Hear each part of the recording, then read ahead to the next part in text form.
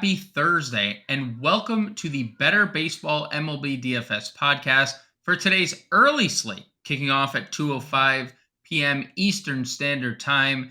Yes, that is right, early slate podcast. That means late main slate live stream, tipping off at 5 p.m. Eastern Standard. I am James Grande, joined once again by Colby Conway. Colby, double duties today, two slates, better than one. That's what they tell you until you look at the player pool on this slate, and it is really not the best. It is not the best. I agree. There's some spots you want to get excited about, and the next thing you know, I'm sitting here going, yeah, actually, there's a lot of plays that I like in this one. And it's like, oh, well, Colby, who do you like? Well, like John Gray, Luis Robert, Shohei Ohtani, Wander Franco, Randy Rosarina. Cool, you have four more spots and negative $700. So now what's the move? This slate is going to be finding. You got to find the value and hitting on the value. Yeah, definitely have to find the value. And especially a pitcher, things are going to dry up mighty fast. And that's what we're going to help you do. So, again, 5-game slate. This is the early look. Not entirely sure if FanDuel has this same slate out. But when we look at Vegas, I'm trying to look to see if we have anything out for Thursday slate. What are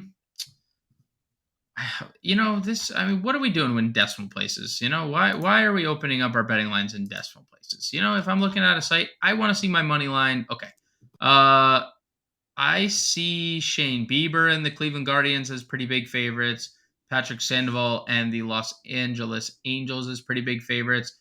Texas has opened up minus 240 against the Tigers. Do you see anything notable on the over/under side of things, Colby? No, nothing really right now. I mean, I would like to think that Angels and White Sox is going to go over that mark just Yep. because when we start talking about some Angels left-handed bats, and again, I'm a man of the BVP people. Not many people want to stand up here for them, but I will. There are some notable BVP numbers in that lineup. So I would like to think that game is going to go over. And I mean, I really like one of the offenses in that Guardians Royals game. So I wouldn't be surprised if they're kind of the leading the charge and trying to push that to the over as well. All right, well, let's get into it because there is a couple good pitchers to target in that game. One to target and one to target. And the one to target using it could be Shane Bieber. He is the second highest priced pitcher on the day. There's only two pitchers over 9K. It's Shane Bieber, not related to Justin, and John Gray, not related to Sonny, as I think. Of the two guys of price 10K or higher, do you have a lean either Gray or Bieber? 100% John Gray. Yeah, I agree. I'm terrified of Bieber. I mean, looking at his numbers, recent starts, we got 4 or more earned runs in 3 of his last 5. I mean, he's some tougher offenses in there, and we can't even bank on his strikeouts. It's not even Yeah. like I can sit here and go, maybe he's going to let up 3 or 4 earned runs to the Royals if all goes wrong. But man, I know I got 7 strikeouts in my back pocket. Right. I don't even know if I can say it with 4. Yeah, it's been brutal. It's been bad, and John Gray's in a very good match. I think he's far and away. Like I don't want to exaggerate to a point where it's very much hyperbole. But in a small slate like this with a lack of proven aces, I mean, where is Gray's ownership going to be? Like in cash games, like 85%, 90%? Like Yeah, it's gonna be it's very insane. high. Or Yeah, in your words, it's going to be crazy. yeah, it's in my words, it's gonna be crazy for sure. The only saving grace for Bieber, I would say here, is when you look at the Kansas City lineup, where Bieber has specifically struggled this year has been against lefties, and Kansas City doesn't have any. It's pretty crazy. They have Nick Prado, MJ Melendez. They have Drew Waters, who's been subpar since coming off the injured list. But their best lefty, Vinny Pasquantino, he's out for the year. Michael Massey's out. I know they got Matt Beattie back and decided to hit him third upon returning, which is insane on Wednesday. But I will back Bieber a little bit here just because the lack of lefties Kansas City has. Anyone else, what else interest you? We'll just put pitcher as a big conglomerate, not top plays, not value. Like, what else is at all interesting to you at this position? I mean, we talked about White Sox being bad against lefties, so you could try to kick the tires on a Patrick Sandoval type. You're not gonna feel good about doing it, and if the walks get him, we're in trouble. And the Yeah. strikeouts outside of that 8 and that 6, not necessarily the most ideal. And you would have liked to see a little bit more against Colorado. I mean, I think that game was in Coors, wasn't it? Yeah, it was in course. Yep. But I mean, even in Coors, just 3 strikeouts across 5 innings, strike out 3 of the 15 batters you recorded out. You would have liked to see a Right. little bit more. So I think value could go Sandoval just because the White Sox have no pulse against left-handed pitching. It's just you're not going to feel good about doing it. This is one where you put him in your lineup, and whatever you do, do not watch the game Dude. until you go to Otani's out. Then watch the game. But that Yes. Sandoval's on the Yes. mound, you turn it off, go to a different channel. I don't disagree. Another guy, what the heck happened with the strikeouts? Like, this was a late round target in a lot of seasonal spots where you were kind of banking on strikeouts, and they've kind of just fallen by the wayside. So I don't hate Patrick Sandoval here. I also don't hate targeting him, which we might get into in a little bit. My one value that I honestly kind of went to was James Caprillion. And you and I have talked about this a lot this week. I mean, on 3 straight shows, we've now talked about how bad the Yankees offense has been. 4 or 5 straight shows, we've talked about how bad the Yankees offense has been. And it's not like it's showed up in any type of way of late. Caprillion, since being recalled, has been better ish. Um, Especially the strikeouts, at least in the last couple starts, 8 and 6, his last 2 starts against Toronto and Philly. And like, he hasn't had the easiest matchups over the last month or so. Toronto, Philly, Tampa Bay, Pittsburgh, Atlanta, 4 of those offenses you expect to see playing in September and October. One of them is Tampa Bay, and the other one's Tampa Bay, right? So like, I'm just kidding. The other one's Pittsburgh, but like, he has been better. I mean, double digit fantasy points in 4 of 5 too, and so $6,000 against a just dysfunctional Yankees offense in a massive ballpark, in a ballpark that you know he can benefit from. So I do have mild interest in James Caprillion. Want to talk revenge? He was former first round pick of the Yankees that he had a couple Tommy Johns and they gave up on another member of the Frankie Montas deal. So, you know, I think we could do worse than James Caprillion at 6K on this slate.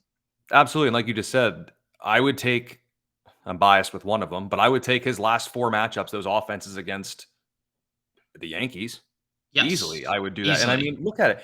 Every start, I mean, the one he didn't because he had the 4 run, so he didn't get the quality start, but he gave us the 8 Ks against Toronto. But Yep. he's in quality start territory each of his last 4. If Yep. it weren't for 1 earned run and 2 less outs, he's right in the mix of things. And the pitch count, it's high. They're Yep. going to let him go into it. I actually really like Oakland in this one. We'll talk about some left-handed bats against the Yankee starter, but Caprillion at 6,000, and especially on a slate like this where it's like, good luck with some of the positions.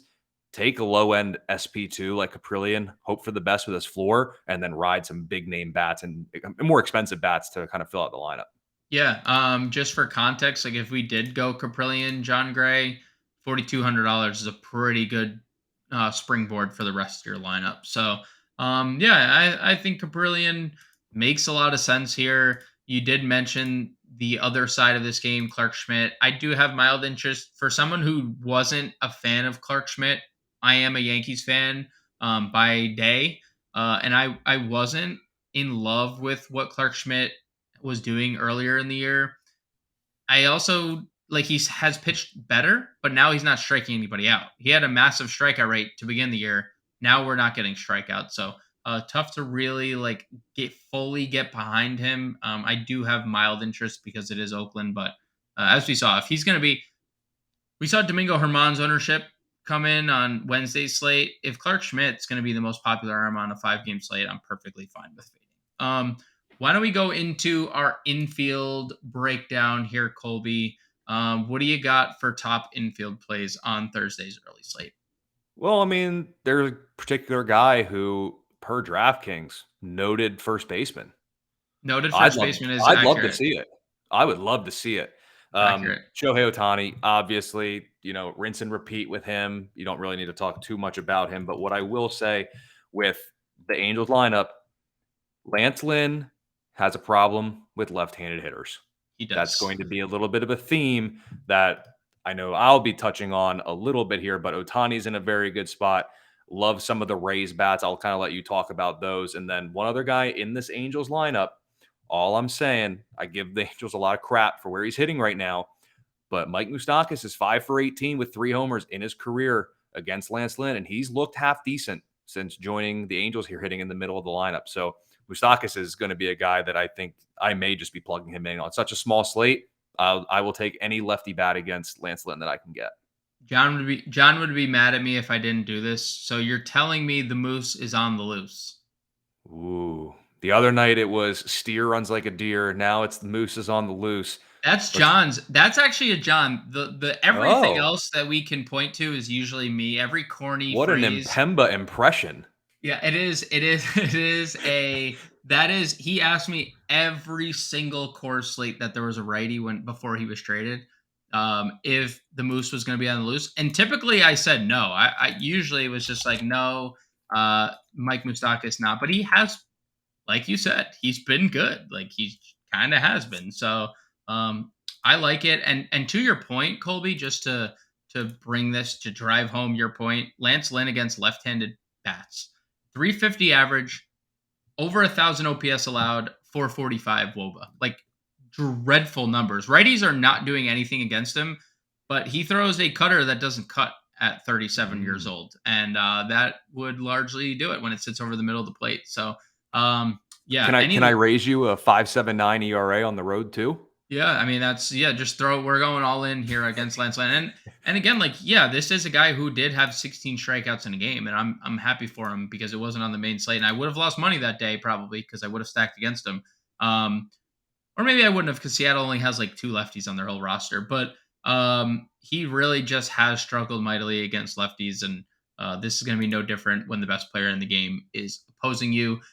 For my infield options, I think there's a lot of really good ones. A few of them on the same team, a few of them not. I really will just gravitate towards the shortstop position, Corey Seager, and I like Olson on Detroit, but I like Corey Seager more. He has 31 extra base hits in 48 games played this year.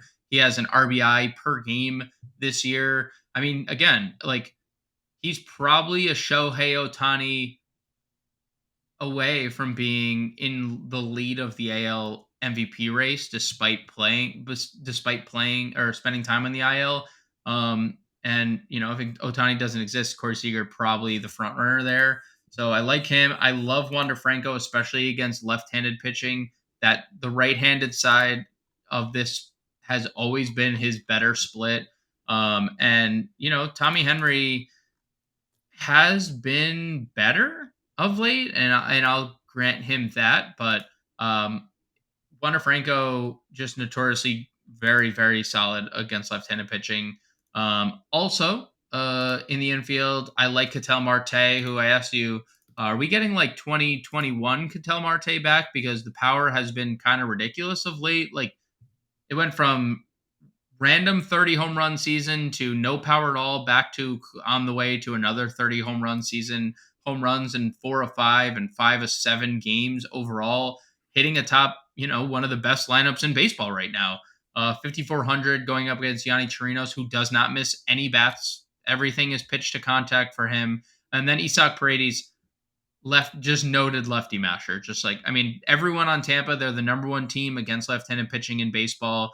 Isaac Paredes, no different. Where can I find him? 4,400, and he's been really good of late. And I'm actually surprised that he's hitting so well without like there being power involved, because I feel like everything Isaac Paredes does is power. That random stretch last year where he had that 3 home run game followed by like a 2 home run game, and then he had a couple like home runs after that. You're like, oh, this guy put himself on the map. So those are my top infielder plays, and I'll give a little shout to Andrew Vaughn as well. He is one of the few, I'm just kidding. He is one of the few White Sox that do hit left-handed pitching relatively well. on the year, 206 ISO against lefties, 343 WOBA. So I'll give a little shout to Andrew Vaughn. I still think he's a little too cheap for the matchup. Can you where is Ezekiel Duran priced at? They have Take a officially look. moved him to outfield only as well. So Okay. $3,400 Ezekiel Duran. But that's a good transition. If you wanted to go to outfield, we could just go right to outfield and talk about Ezekiel Duran because again, he is 3,400, still too cheap. I wish he had multi. FanDuel, he has three positions. He has second base, shortstop, and outfield eligibility, which I mean, that's just FanDuel in a nutshell, just giving anybody any eligibility ever. But dude, like if he's not on Texas, like he's actually hitting at the top of most lineups right now, right? I mean, Yeah. this guy has been amazing. Yep, and I mean, he started off like I remember a couple weeks ago doing the value plays article and was like, he's the lefty guy, like him against lefties, throw him in any Texas stack. But when you look here in the month of June, looking at his numbers, 19 games against righties, you look at his numbers, we're talking 7 extra base hits, 2 of them are homers, 9 runs, 5 RBIs, a 358 batting average, and then we follow that up with a 959 OPS. In that same stretch, Corey Seager's also up at almost 1200. So that kind of goes to your play there. But Duran's a really nice value tonight too. Reese Olson does have some swing and miss stuff. So if Reese Olson was literally facing any offense on the slate other than Texas, I would have a ton of interest in him as Yep. our second starter. But Yep.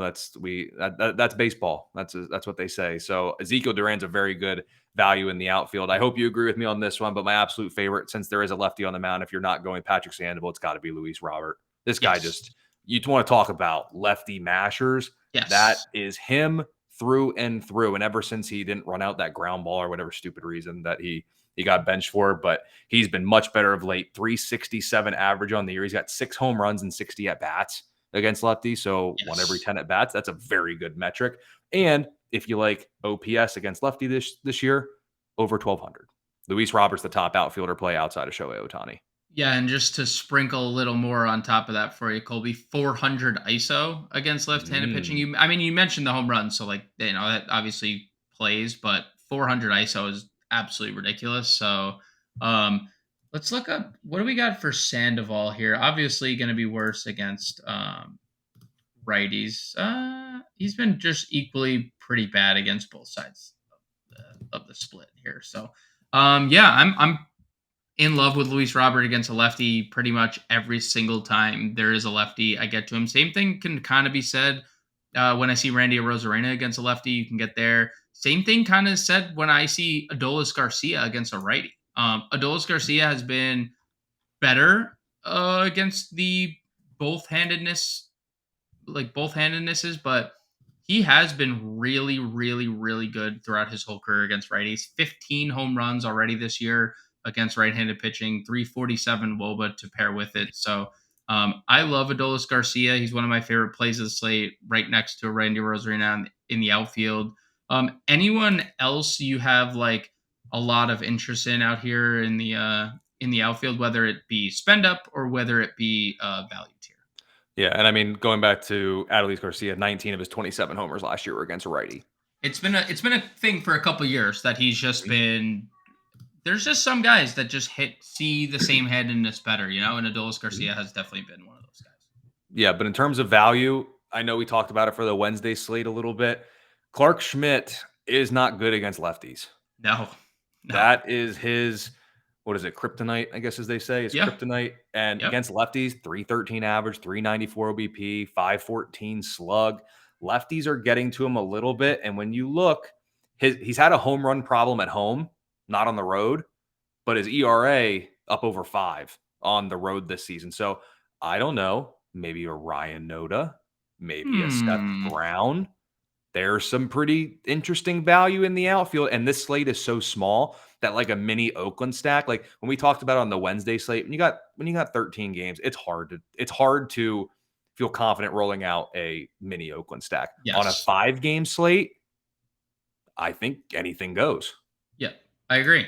And if you even wanted to pair a Story Ruiz, who at this point again is just minus odds to steal a base pretty much every game, you get a Ruiz on and then a Seth Brown home run at like following a Ruiz stolen base, like you're cooking with gas on a 5 game slate. So I know Ruiz isn't a lefty and that doesn't fit the like Clark Schmidt mold because he has been terrible against lefties. I do agree though, Oakland is very interesting. Same thing can be said about Tampa. They have a lot of really good value in the outfield if you just take a look at some of these prices. Harold Ramirez, I know he's been bad, but $3,800, he's hit lefties well specifically. Same thing with Jose Siri. I don't know if we're going to get a bat flip against Tommy Henry, but we could definitely get a home run against Tommy Henry because Jose Siri hits home runs against righties. He hits home runs against lefties. The guy just hits home runs. 299, that was against righties. 349 ISO against left-handed pitching this year for Jose Siri. So if he cracks the lineup, like I obviously have no issues there. Just looking at things, Manny Margot, 326 WOBA against left-handed pitching this year. Harold Ramirez, 450 WOBA, just backtrack to Ramirez. So I like all of this cheap Tampa outfield. And Margot, 350 average with a 930 OPS over his last 10 games. And he's always been somebody that has seen lefties better than he has righties. And, you have Wander at 50, whatever. You have a Rosarena at $6,000. If you wanted to play Yandy Diaz and all of his power, he's $5,300. So getting a cheap Margot who's going to hit likely in the middle of that lineup, 2,700 could be a pretty decent approach. Colby, it is time to go through the Grande's gems and Colby's cornerstones. So why Ooh. don't we start at the corner store? Colby's Conway cornerstone at the corner store. I tried some alliteration. It didn't work, but we'll just go with it and just go with your cornerstones, not at the corner store. Yep. For me, the home run call is going to be Luis Robert, lefty masher. Give me him hitting a home run in this one. Top stack. I think we only mentioned about 12 of the potential 9 Yeah, starters I for think them, so. I but think the so. Tampa Bay Rays, I think uh, so. easily the top stack of the night. I think for me, contrarian stack. Let's go at Zach Greinke. I know the other night when we went Cleveland Guardians bats, it didn't quite work out, but I still like lefties against Greinke. So there's a contrarian stack for you. Star of the night, the only pitcher I feel super, super, super confident in playing is John Gray going up against Detroit. And then my value play of the night, the Moose is loose, baby, Mike Moustakas. I hope John on his cruise abroad is watching and hears this podcast. I hope he's not watching. Well, yes, that is also true. Well, I mean, like, sometimes when you're cruising, like, what else are you going to be doing? Like, if you're sleeping, maybe he's just laying down. We know John is he's definitely been way too involved, like, behind the scenes this whole time. He's probably been half the comments on our live stream anyway. For me, Adolis Garcia is going to be my home run call, and I'm going to parlay that with my top stack as the Texas Rangers. I'm actually going to go a little against you here in your Patrick Sandoval call. I'm going to go with the White Sox as my contrarian stack. I do think they do have a few power bats against lefties. One, Jake Berger, you may have forgotten, has a over 300 ISO against left-handed pitching on the year. So I do think they could do some damage. Eli Jimenez, just 4K on DraftKings, is a very good price. Star of the night, I'm just going to stick with Texas and the guy who I think is going to go yard, and we've seen hit 3 home runs in a game this year and have a 5-hit game as well, Adolis Garcia. And my value play, I'm just going to go right back to the White Sox. Andrew Vaughn, $3,100 over at first base. I really, really like that price. And if you look at the history of Andrew Vaughn's career, it's been lefties that he has gotten to the most. So mostly for me, White Sox and Rangers in that mix. And you had a much wider variety in your corner store, which I bet more people will probably shop at than mine. Why don't we? What corner store doesn't have variety? I know. Well, mine. Look at mine. Mine's just 2 teams. People are just picking between Coke and Pepsi. Like you had Dr Pepper, you had like Mountain Dew, like you had like all the good flavors. I just, a little disappointed in myself, but here we are. Time to build a lineup, Colby. And Yep. I think feel like we're just gonna go here with John Gray Mm-hmm. as our SP1. I guess the question is, what did we want to do with SP2? Because like Sandoval is fine. I think pretty much everyone has risk on this slate. John Gray is obviously the safest option we have. What do you want to do? How risk averse are you, or do you want to be here? Because truthfully, I want to play Caprillion. Would be the direction I'd like to go. But I'm gonna open the floor to you if you want to pitch Sandoval or anyone else. No, because I think if looking how it's going to go with the hitting and like some value that we found with like Oakland lefties and one of 6 Tampa Bay guys, I think we're going to have enough. I would really like to try to get Luis Robert in there, so I'm Okay. okay. I'm okay not going Sandoval. I like Caprillion. Like I said, of all these other guys, like I've talked myself into a mini Oakland stack, which was my second choice for a contrarian stack of the slate. If Reese Olson was facing any other team other than Texas and John Gray, I would love to put him in there. But yeah, I say we save the money, go James Caprillion. It's a good matchup. Okay, let's ride. And you know what? I'll plug Luis Robert, and I also want to plug Adolis. I know that's going to take up 2 of our outfield spots, but We're I think fine. I think that's we still have nearly $4,000 to spend. So why don't we take a look at catcher? Not a position that either of us mentioned a single name at. Um, Well, I we're mean, paying down, so I'm we're confident in that. yeah. I mean, Bethencourt is good against lefties. He's probably going to be in the lineup. Grandal is going to probably be in the lineup. Um, we're probably going to get Wallach. Actually, or we're probably going to get Tice. Probably plug and play here, Matt Tice. I would say so because if you have the money, we go Angels against Lance Lynn with Tice, the Moose is loose, Ooh, and Otani. ooh, we're onto something here. We're cooking. Oh, that was literally what I was going to type. By the way, I was just going to type Moose. No, That's this isn't not his MLB The name. Show. This isn't I MLB The know. Show 23 where they give Oh player boy. nicknames on there, like Oh boy. watching some streamers where it's like the Commerce Comet and stuff like that. And I'm sitting here Oh for a boy. week like, who the heck is this? And then it all checks and everything like that. But no, this isn't MLB The Show. We do Oh first and boy. last names here, James, Yeah, we do. We sure and do. sometimes middle initials. You never know. Logan, well, some middle initials disappear out of thin air too. What do we want to do? What do we want to do? Because we kind of have a dilemma here. We No, have we to don't. decide: is it Otani? Is that what we're doing? I say we start there and see if we can make it work. Okay. Okay. Second base. We have $3,400 remaining. Ain't This bad. position sucks, and now there is a Jordan lefty. Westberg. Jordan Westberg. I wish he was available. I I really know. do. That would I be know. so nice here. Tony Kemp has been pretty good of late. If we wanted to go there, um, obviously not like the best, but it is a lefty that we get. We could also just move on and start somewhere else and look for like anybody else with a pulse at third.